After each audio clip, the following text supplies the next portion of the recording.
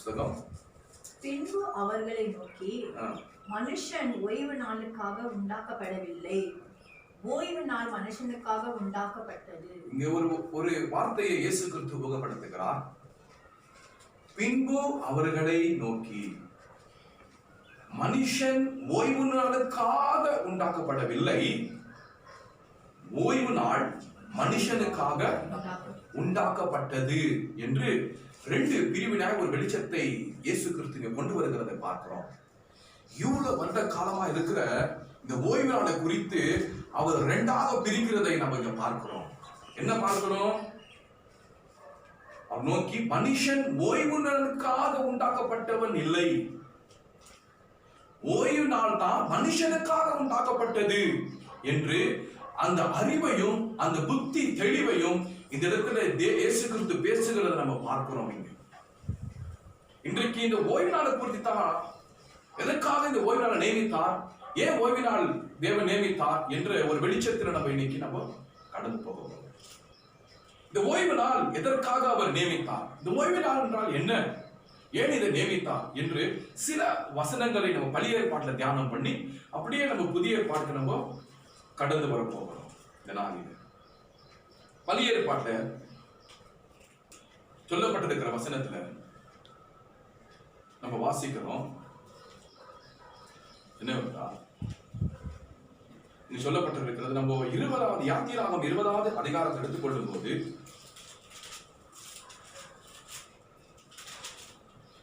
20:21 ஒருத்தர் வாசிக்கலாம். யாத்திராக புஸ்தகம் 20:11 வசனம். கர்த்தர் 6 நாளைக்குள்ள வானத்தையும் பூமியும் சமுத்திரத்தையும் அவைகள் உள்ள எல்லாவற்றையும் உண்டாக்கி 7ஆம் நாளிலே ஓய்ந்திருந்தார். ஆகையால் கர்த்தர் ஓய்வு நாளை ஆசீர்வதித்து அதை பரிசுத்தமாக்கினார் என்று இங்கு சொல்லப்பட்டிருக்கிறது. ஏன் இந்த ஓய்வு நாள்? பழைய ஏற்பாட்டில் அந்த ஓய்வு நாளை குறித்து தேவன் மோசேயோடு திட்டமாய் பேசினார். கட்டளைகள் கற்பனைகள் எல்லாம் கொடுத்திருந்தாலும் ஓய்வு நாளை அவர் முக்கியத்துவப்படுத்தினார் என்று நம்ம பார்க்கிறோம். ஓய்வு நாளை முக்கிய எடுத்து அதை பேசுகிறத பார்க்கிறோம். இந்த எத்தனை கட்டளைகள் கொடுத்திருந்தாலும் அது எப்படி என்றால் புருஷனுக்கு ஆகிலும் ஸ்திரீ ஆகிலும் என்று சொல்லப்பட்டு வெவ்வேறாக பிரித்து தான் கட்டளையும் கற்பனையும் கொடுத்தார். பிள்ளைகளுக்கும் கொடுத்தார் அதை என்று நம்ம பார்க்கிறோம். முதியோருக்கும் கொடுத்திருக்கிறார். பழைய ஏற்பாட்டில் வாசிக்கிற கற்பனை கட்டளைகளை பிரித்து கொடுத்திருக்கிறார். நீங்கள் இப்படி அவர் சொல்லி இருக்கிறது என்னவென்றால், நீங்கள் இப்படி பேச வேண்டும், நீங்கள் இப்படி செய்ய வேண்டும், இப்படி நடக்க வேண்டும், இப்படிப்பட்ட வழிகளை செலுத்த வேண்டும். உங்களுக்கு சொல்லப்பட்டவர் இங்க பொதுவான ஒரு ஜெனரலாக ஒரு காலங்களையும் ஒரு படிப்பையும் ஒரு நாளையும் ஒரு நாள் இரவையும் பகலையும் கடந்து போகிறதை நிறுத்த மனுஷனால் முடியவே முடியாது. எந்த இயற்கைக்கும் சக்தியே கிடையாது. நான் பகல் முழுவதும் இருப்பேன் என்று பகல் நிற்கவே முடியாது. நான் இரவு முழுவதும் இருக்குவேன் என்று இரவுக்கும் அதுவும் நிற்கவே முடியாது. எப்படிப்பட்ட மழையும் நான் மழையாய் இருக்குவேன் என்று மழை பெய்து கொண்டே இருக்காது. நான் விஷயமாவே இருக்கின்ற விஷயத்தை அடித்துக் கொண்டே இருக்காது. காற்று வீசிக்கொண்டே இருக்கும் என்று காற்று வீசப்பட்டே இருக்காது. இது மனுஷனுக்கு பழைய ஏற்பாட்டிலே கற்பனைகளை புருஷனுக்கு ஸ்திரீகளுக்கும் கொடுத்திருந்தாலும் பொதுவான ஒரு பிரமாணம் கட்டளையை கொடுப்பது என்னவென்றால் ஒரு நாளை குறித்து தான் அவர் பேசுகிறார். அல்லேலூயா. ஒரு நாளை குறித்து தான் அவர் பேசுகிறார். எந்த நாள் அது? 7ஆம் நாளை குறித்து. ஏதாவது சொல்லப்பட்டிருக்கிறார், கர்த்தர் 6 நாளுக்குள்ள வானத்தையும் பூமி சமுத்திரத்தை அவைகளுள்ள எல்லாவற்றையும் உண்டாக்கினார். 7ஆம் நாளில் ஓய்ந்திருந்தார். எல்லா கிரியைகளை அவர் பிரியப்பட்ட கிரியைகளால் உடைத்து. ஏன் இப்படிப்பட்ட ஒரு கட்டளை நம்ம சிந்திக்க வேண்டும்? இதுக்கு முன்பாகவே அவர் பரலோகத்தை படைத்தார், சிங்காசனங்களை படைத்தார், தூதர்களை படைத்தார். அது எத்தனை நாள் படைத்தார் என்று நமக்கு சொல்லப்படலைங்க. அவர் இருக்கிற இடத்தை, அவர் இருக்கிற வாசம் பண்ற இடத்தை இத்தனை நாள் நான் படைத்தேன் என்று அங்க சொல்லப்படவில்லை. தூதர்களையும் இப்ப சொல்லப்பட அவருடைய இடத்தையும் தேவகுமாரன் முழு சொல்லப்படாம என்று நிறைய காரியங்கள், ஆவியானவர் நிறைய காரியங்கள் அங்க இருக்கிறது. இது எல்லாம் குறித்த நாட்களை சொல்லவில்லை. ஆனா முக்கியமாய் என்ன சொல்லப்பட்டிருக்கிறது இங்க? நான் உங்களுக்கு 6 நாளும் படைத்தேன் சகலத்தையும், 7ஆவது நாள் ஓய்ந்திருந்தேன் என்று ஏன் இந்த வார்த்தையை மனுஷனுக்கு சொல்லுகிறார்? ஏன் இது முக்கியப்படுத்துகிறார்? இது ஏனா ரொம்ப முக்கியமான ஒரு நாளாய் கருதப்படுகிறதினால்தான். ஏன் என்றால் புரிந்து கொள்ள வேண்டும், சகலத்தையும் பரலோகத்தில் படைத்தவர் அவருக்காக படைத்தார். புரிந்து கொள்ள வேண்டும், தூதர்கள் அவருக்காக படைத்தார். சகலத்தையும் எல்லாம் அவருக்காகத்தான் படைத்து வைத்திருக்கிறார் இல்லையா? ஆனால் பூமியை மாற்றம் நமக்காக படைத்தார். பூமியை மாற்றம் நம்மளுக்காகத்தான் படைத்தார். நீ இஷ்டம் போல புசிக்கலாம், இஷ்டம் போல குடிக்கலாம், நல்லா தூங்கலாம், நினைக்கும் போது நீ தூங்கலாம், உலாவலாம், இரவுல கூட தூங்காம இருக்கலாம். அது உன்னுடைய இஷ்டம். அது உன் பிரியத்துக்கு இந்த பூமியை இயேசுக்கு தேவன் வந்து இந்த பூமியில கனிகளை புசிக்கிறதும் கிடையாது. அவர் ஆட்டு மந்தையில் எடுத்துக்கொண்டு எனக்கு பலி செலுத்துன்னு கேட்குவதும் கிடையாது. எதையும் பூமியில் அவர் சொல்லப்படானே அவர் பிரியப்பட்டு எதையும் அனுபவிக்கிறதும் கிடையாது. ஆனா இங்க சொல்லப்பட்டிருக்கிறது என்னவென்றால், ஒரே ஒன்று மாத்திரம் அவர் விரும்பினார். என்னவென்று, சகலத்தையும் மனுபுத்திரனுக்கு நான் படைத்திருக்கிறேன், ஆனா ஒரு நாள் ஓய்வு நாள், அதாவது நான் சகலத்தையும் படைத்து அந்த ஓய்ந்திருந்தபடினால் அந்த நாட்களை நான் பூமிக்கு கொண்டு வர போகிறேன். என்ன சொல்ல போனாரு? அந்த நாட்களை மாத்திரம் நான் பூமிக்கு கொண்டு வர போகிறேன். அந்த இரவும் பகலும் ரெண்டும் அது என்னுடைய நாளா இருக்க வேண்டும் என்று சகல நாட்களும் உங்களுக்கு என்று கொடுத்திருந்தாலும் அந்த ஒரு நாள், அதாவது 6 நாள் உன் இஷ்டத்தின்படி நீ மனைவியோடு போகலாம், பிள்ளைகளோடு போகலாம், கணவனோடு போகலாம், உன் சித்தத்தின்படி ஷாப்பிங்கு நீ போகலாம், நீ என்ன வேணா நீ 6 நாட்கள் செய்து கொள்ளு. நான் அதை கேட்கவே நான் மாட்டேன்.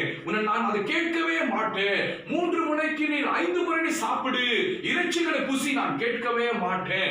இரவு பகல் தூங்கிக் கொண்டே இரு, நான் கேட்கவே மாட்டேன். இரவு பகல் வேலை செய்து கொண்டே இரு, நான் உன்னை கேட்கவே மாட்டேன். ஆனால் இந்த 7ஆவது நாளை நான் ஆசீர்வதித்து அதை பரிசுத்தப்படுத்தியிருக்கிறேன் என்று கர்த்தர் சொல்லுகிறார். சொல்லியிருக்கிறார், நான் ஆசீர்வதித்து அந்த நாளை மாற்ற ஆசீர்வதித்து பரிசுத்தப்படுத்தியிருக்கிறேன். அப்ப அந்த 7ஆவது நாள் எப்படி செய்தார்? அவரு 6 நாளும் படைத்தவைகளை நல்லது நல்லது என்று சொன்னினவர் 7ஆவது நாளை மாத்திரம் ஆசீர்வதித்தார் என்று சொல்லப்பட்டிருக்கிறது. 7ஆவது நாள் மாத்திரம் ஆசீர்வதிக்கப்பட்டிருக்கிறது. ஏனா ஒரு வார்த்தை முதியோடு சொல்லப்பட்டது நம்ம வாசிக்கிறது. வானா அவர் கர்த்தர் ஆசீர்வாதத்தோடு வேதனையை கூட்ட முடியாது. கர்த்தர் ஆசீர்வாதத்த நாளை அதுல வேதனையை கூட்டாது. நீ 6 நாள் புசிப்ப குடிப்ப, அது உனக்கு வியாதி நோய்கள் வரும். ஆனா 7ஆவது நாள்ல கர்த்தர் சமூகத்தில் அமர்ந்தால் உனக்கு வியாதி நோவு வராது, சமாதானம் சந்தோஷம் கிடைக்கும்படி தான் அந்த நாளை அவர் ஆசீர்வதித்தார் என்று சொல்லப்பட்டிருக்கிறது. அதை என்ன பண்ணார்? அப்புறமா பரிசுத்தமாக்கினார் என்று சொல்லப்பட்டிருக்கிறது. புரிந்து கொள்ள வேண்டும், ஓய்வு நாள் 6 நாட்கள் நம்மளுக்கு பிரியம். நம்ம இஷ்டத்துக்கு தேவன் படைத்தார். 7ஆவது நாள் நம்மளுக்கு அவர் அவருக்கென்று அதை பரிசுத்தப்படுத்தினார் என்று அங்க நம்ம வாசிக்கிறோம் இல்லையா? அதுக்கெல்லாம் பரிசுத்தப்படுத்தினார் என்று நம்ம வாசிக்கிறோம். அது மாத்திரம் இல்ல, சில வசனங்களை வாசிக்கலாம். அப்படியே அதே யாத்திராகும் புஸ்தகத்தில் வாசிக்கலாம். 16:29 இங்க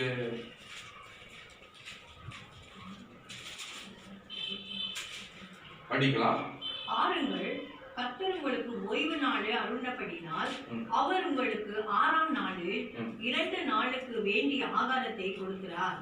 7ஆம் நாளில் உங்களில் ஒருவனும் தன் ஸ்தானத்தில் இருந்து புறப்படாமல் அவனவன் தன் ஸ்தானத்திலே இருக்க வேண்டும் என்றார். இங்கே வனாந்தரத்தில் சொல்லப்பட்ட வார்த்தை இது. இஸ்ரவேல் ஜனங்கள் புறப்படும் போது வனாந்தரம் சொல்லப்பட்ட வார்த்தை, உங்களுக்கு 6 நாளைக்கு தேவை, ஒரு நாள் எக்ஸ்ட்ராவா ஆதாரத்தை உங்களுக்கு என்ன பண்றாரு? அவரு கொடுக்கிறேன். 7ஆம் நாள் நான் கஷ்டப்படணுமே, வேலை செய்யணுமே என்று நீ யோசிக்காத. 7ஆம் நாளுக்கு நான் உனக்கு கூட்டி கொடுக்கிறேன். ஆனால் எந்தெந்த ஸ்தலத்தில் நீங்க பாளையம் இறங்கி குடும்பம் அமர்ந்து கொண்டிருக்கிறீர்களோ அந்த வெடுத்த விட்டு நீங்க எழுந்திருக்கவே கூடாது. ஆதாரங்கள் உங்களுக்கு அங்கேயே கிடைக்கும், அங்கே எடுத்து வைத்துக் கொள்ளுங்கள். அதை பத்தி கவலைப்படக்கூடாது. இன்றைக்கு உலகம் எதற்காக கவலைப்படுது? ஓய்வு நாளை தேவனுக்கு என்று ஆராதனை செய்யும்படியாக பயபக்தியா வராத, எனக்கு இந்த வேலைகளை செய்யத்தான் எனக்கு ஆகாரம், இந்த இந்த பிசினஸ் நான் செய்யணும் என்று இலக்காட்டி சொல்லப்போனா வீணான இடங்களுக்கு நண்பர்களோட போவது, ஃப்ரெண்ட்ஸ் கூட கடந்து கொள்ளுவது, இல்லை இன்னைக்கு ஃபங்க்ஷன் இருக்குது எங்களுக்கு, இல்லை என் தங்கச்சி, என் தம்பி, எங்க அண்ணன், இல்லை என் சித்தப்பா பெரியப்பா, ரொம்ப க்ளோஸ் ஃப்ரெண்டு, இன்னைக்கு நான் போகணும் என்று இந்த இடத்துக்கு என்ன பண்றாங்க அவங்க? ஓய்வு நாளை தேவன் ஆசீர்வதித்ததை, உங்களுக்கு என்று கொடுத்ததை, நான் உங்களுக்கு அந்த நாட்கள் ஆசீர்வாதம் கொடுத்திருக்கிறேன் சொல்லியிருக்க இருந்தும் தன் சுயத்துக்காக நாட்களை வேற விதமாக உபயோகப்படுத்துகிற ஜனங்கள் இந்த சமூகத்திலே உண்டு. நம்ம தேசத்திலே, இந்த உலகத்திலே அநேக கிறிஸ்துவர்கள் உண்டு. அவர் சொன்னார், 6 நாளைக்கு மாத்திரம் அல்ல, 7வது நாளைக்கு உனக்கு ஆசீர்வாதத்தை கொடுக்கிறேன், அந்த இடத்துல நீ வண்ணாந்தரத்தில் அந்த இடத்துல இரு என்று அவர் முதலாவது கற்பிக்கிறார். வண்ணாந்தரத்தில் அவர் ட்ரெயின் பண்றார். அதே இடத்துல இரு, ஆகாரத்துக்கு என்ன பண்ணுவேன், சாப்பிடுறதுக்கு என்ன பண்ணுவேன் யோசிக்காத, அங்கே அவனை கொடுக்கிறேன் என்று தான் அங்க சொல்லப்பட்டிருக்கிறது. அது மாத்திரம் இல்ல, யாத்திராகம புஸ்தகம் 31:13 வாசிக்கிறோம். எக்ஸோடஸ் 31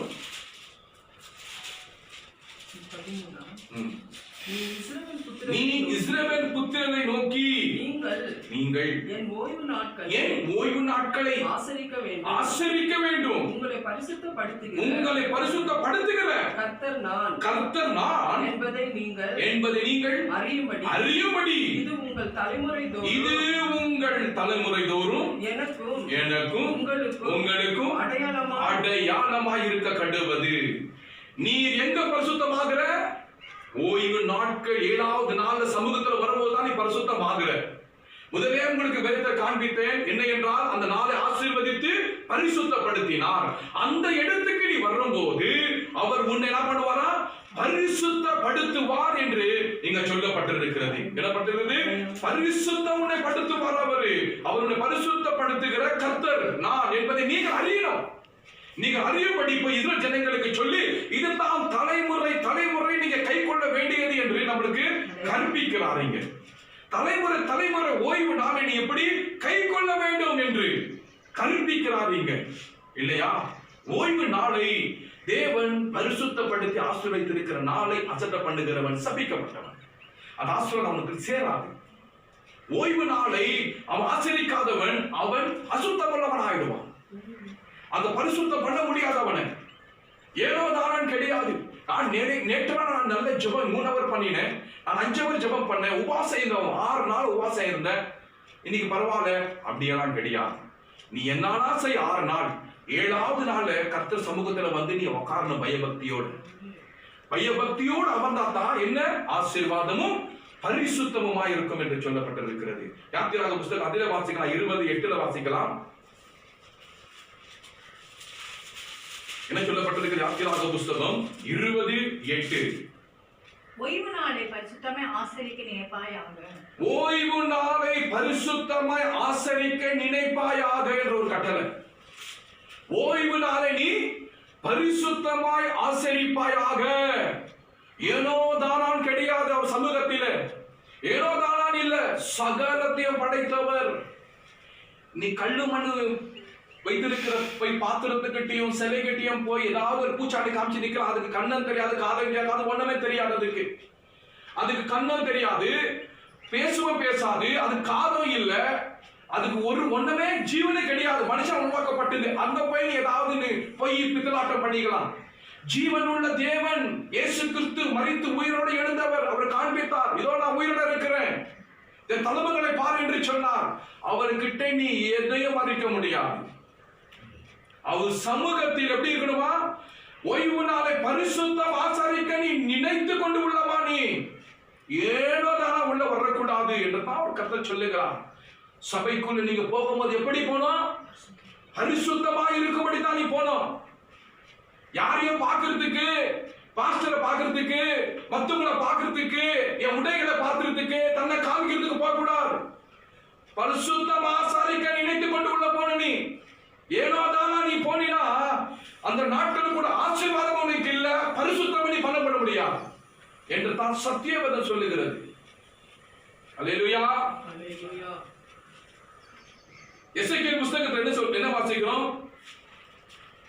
20:12 எசேக்கியேல் 20வது அதிகாரம் 12வது வசனம்.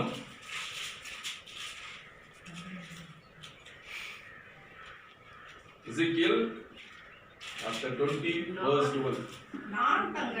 நான் தங்களை பரிசுத்தம் பண்ணுகிற கர்த்தர் அவர்கள் அறியும்படிக்கு எனக்கும் அவர்களுக்கும் அடையாளமாக இருப்பதற்கான என் ஓய்வு நாட்களை அவர்களுக்கு நான் கட்டளையிட்டேன்.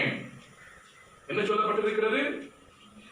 நான் தங்களை பரிசுத்தமாக்குற கர்த்தர் என்று அவர்கள் அறியும்படிக்கு எனக்கும் அவர்களுக்கும் அடையாளமாக இருப்பதற்கான என் ஓய்வு நாட்களை அவர்களுக்கு நான் கட்டளையிட்டேன். ஆனா கட்டளையை கை கொள்ளாமல் போன அவர்கள் சபிக்கப்பட்டவர்கள் என்று சொல்லப்பட்டிருக்கிறது. நான் பரிசுத்தமாக்குற உங்களை, எனக்கும் உனக்கும் என் ஓய்வு நாட்கள் அவர்களுக்கு நான் கட்டளையிடுகிறேன். நான் பரிசுத்தமாக்குற கர்த்தரை தெரிந்து கொள்ளட்டும். பரிசுத்தமாக்குறதுக்கு எங்க போற? காவடி எடுக்கிறியா? இல்ல கங்கா நதிக்கு போறியா? இல்ல சிலைக்கு போய் அபிஷேகம் பண்ணுகிறியா? இல்ல பாத்திரங்களை எல்லாம் பாடங்களும் நிரப்பிக் கொண்டு போய் எல்லாருக்கும் தான தர்மம் செய்கிறீரா? அதனால பரிசுத்தமாக முடியாது. எதனாலே பரிசுத்தமாக முடியாது? அவர் ஓய்வு நாட்களில் பயபக்தியோடு உள்ள வரும்போதுதான் ஜீவன் உள்ள தேவன் உன்னை பரிசுத்தமாக்குவார். இல்லனா அவருடைய ஜாதியே நீ இல்ல, பரிசுத்த ஜாதியே நீ இல்ல என்று தான் அவங்க புறம்ப சொல்லப்படும். சொல்லப்பட்டிருக்கிறது மத்தேயு புத்தகத்தில் வாசிக்கிறது வேண்டாம். ஒரு திருமணத்துக்கு அழைப்பு கொடுக்கிறார். என்ன கொடுக்கிறார்? திருமணத்துக்கு ராஜாவுடைய பிள்ளைக்கு அழைப்பு கொடுக்கிறார்.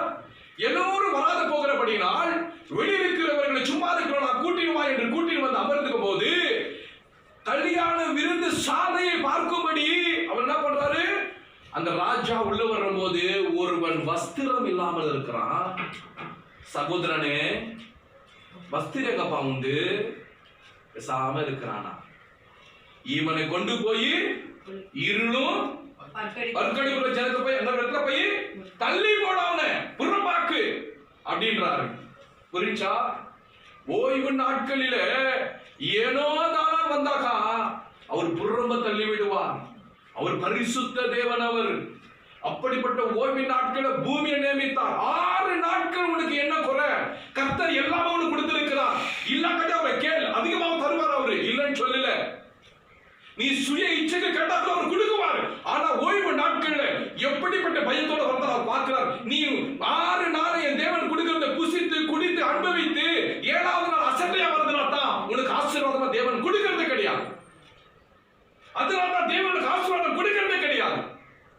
அதுதான் ஒரு லிமிட் வைக்கிறார்.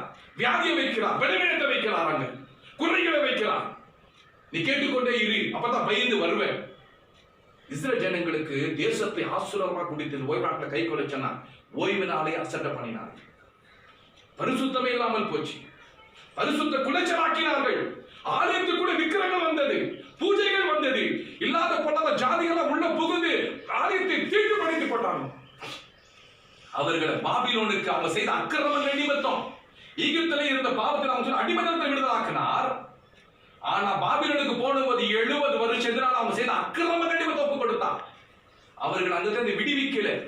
நீயே விடுவித்துக் கொள், சீயோன் குமாரத்தியை நீயே விடுவித்துக் கொள், உன்னால முடிஞ்சா நீயே விடுவித்துக் கொள். அங்க தானியேல் கேட்கிறார், 20 வருஷம் ஆயிடுச்சு, எங்களுக்கு விடுதலை இல்லையா? நீ செய்த அக்கிரமத்துக்கு நீயே விடுதலை ஆக்கிக்கொள். நீ வருங்கோ வாங்கோ, அங்கே இருங்கோ அருங்கோ, நான் கண்டுக்க மாட்டேன். கர்த்தர் கொடுத்த அந்த ஓய்வு நாட்களை எப்படி நம்ம பயபக்தி ஆசரிக்க வேண்டும் என்று நம்மளுக்கு முதலாவது அறிய வேண்டும். எல்லாம் கணக்கு. அவர் கணக்கு போட்டு வருவார். பயப்படுகிற நடுங்குகிறேன். எங்க பிதாக்கள் நடந்த நாட்கள் நான் பயந்து வாழ்கிறேன். நான் ஐயோ என் சரீரம் நாசமாய் போனாலும் சரி, ஐயோ நான் பயந்து வாழ்றேன்.